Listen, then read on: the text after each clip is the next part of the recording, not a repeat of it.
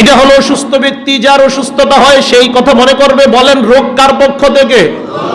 এই জায়গায় একটা মাসালা সকলকে শিখতে হবে। আবার বলেন রোগ কার পক্ষ থেকে? যদিও কার পক্ষ থেকে, কিন্তু এই জায়গায় একটা আদব শিখতে হবে। আপনি যখন বলবেন আমি অসুস্থ, এই কথা বলবেন না। আল্লাহ আমারে রোগ দিছে, এই শব্দটা বলবেন না। এটা আদব। খারাপ জিনিসের সম্পর্ক আল্লাহর সাথে করবেন না, যদিও আল্লাহ দিছে, এটা আদব। দলিল দেন হুজুর। সূরা শুআরা আয়াত নাম্বার 69 থেকে 81 নাম্বার আয়াত, ভালো করে শুনবেন। হযরত ইব্রাহিম নবী তার পিতাকে ডাক দিয়ে বললেন এবং সম্প্রদায়কে, মা কুনতুম তা'বুদুন, কিসের ইবাদত করো? জনগণ জবাব দেন না'বুদু আসনামান, কয় মূর্তির ইবাদত করি। কি গর্ব! ফানাযাল্লু লাহা আকিফিন, মূর্তির সামনেই পড়ে থাকবো তুমি যতই বলো। ইব্রাহিম নবী বললেন হাল ইয়াসমাউনাকুম ইত্তাদউন, যখন মূর্তিগুলারে ডাকো কোনো সাড়া দেয়। আও ইয়ানফাউনাকুম আও ইয়াদুররুন, উপকার ক্ষতি করে, চুপচাপ। এরা ডাক দেয়া কই ইব্রাহিম উপকার ক্ষতির ব্যাপারটা জানি না। কয় কেন করেন? কয় ক্বালু ওয়াজাদনা আবাআনা কাযালিকা ইয়াফালুন, বাপ দাদারা করত তাই করি। বলেন নাউযুবিল্লাহ। কি ব্যাপার, আপনি প্রতি রজব মাসে এরকম ডেগের মধ্যে রান্না করেন কেন? কয় আমার আব্বাই করত। আপনার আব্বাই কেন করত? কয় দাদাই করত।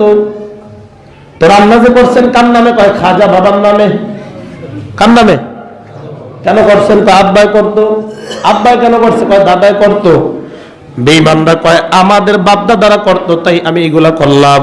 ইব্রাহিম নবী কয় আফারাইতুম মা কুনতুম তা'বুদুন, এই তোমরা যার ইবাদত করো এগুলা ভেবে দেখেছো? আনতুম আবাউকুমুল আকদামুন, বাপ দাদারা যাদের ইবাদত করতা একটু ভাবছো নি এগুলা নিয়া?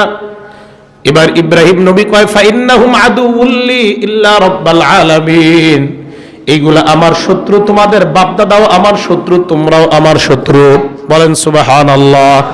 আমার বাপ যদি মূর্তির পূজা করে, পূজার ক্ষেত্রে আমার শত্রু, আমার বাপ ঠিক আছে, কিন্তু আল্লাহর শত্রু যেহেতু আমারও শত্রু, তবে ভদ্রতা করতে হবে, বাবার সাথে কোন রকম অন্যায় আচরণ করা যাবে না।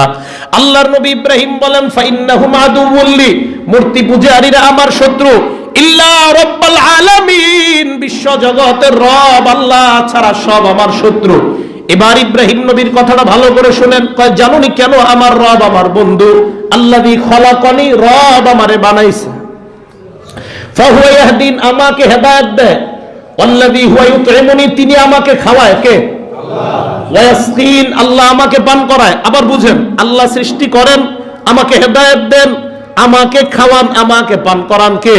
ওয়া ইযা মারিতু, ইব্রাহিম নবী কয় আমি যখন অসুস্থ হই, এই জায়গায় বলে নাই আল্লাহ যখন অসুস্থ বানায়। হ্যাঁ, কি বলছে? আল্লাহ সৃষ্টি করে, আল্লাহ হেদায়েত দেয়, আল্লাহ খাওয়ায়, আল্লাহ পান করে। বলতে পারতো ধারাবাহিকভাবে আল্লাহ অসুস্থ বানায়। না না, এটা বলে নাই। কয় আমি যখন অসুস্থ হই, সুবহানাল্লাহ, ফাহুয়া ইয়াশফিন, আল্লাহ সুস্থ বানায়।